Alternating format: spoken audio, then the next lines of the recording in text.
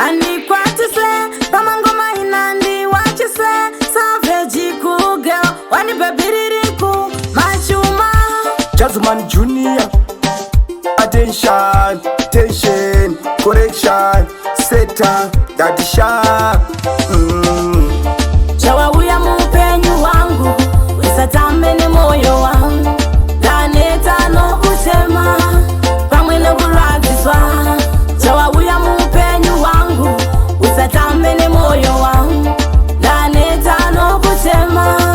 Pamwene kuraziswa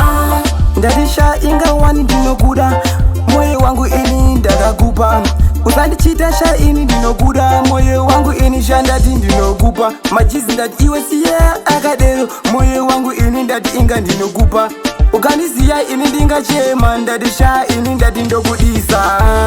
Chawa uya mupenyu wangu Usatame ni moyo wangu Daneta no kusema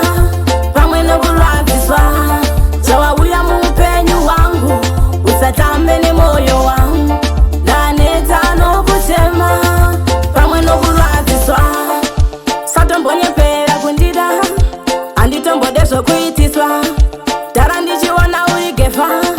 Andidi kuitwa semuchofa Dinoshkira moyo wangu Ana yangu inorawa kutipa Chanda sangana naso shakawanda Ndosha kuti moyo wangu nga uponda Chawa uya mupenyu wangu Usatame ni moyo wangu Daneta no kusema Pamwene kuraziswa Chawa uya mupenyu wangu Usatame ni moyo wangu Daneta no kusema Pamwene kuraziswa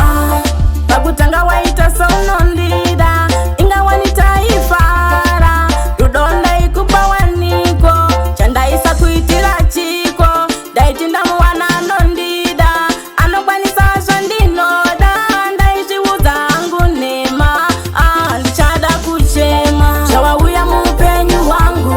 Usatame ni moyo wangu Daneta no kusema Pamwene kuraziswa Chawa uya mupenyu wangu Usatame ni moyo wangu Daneta no kusema Pamwene kuraziswa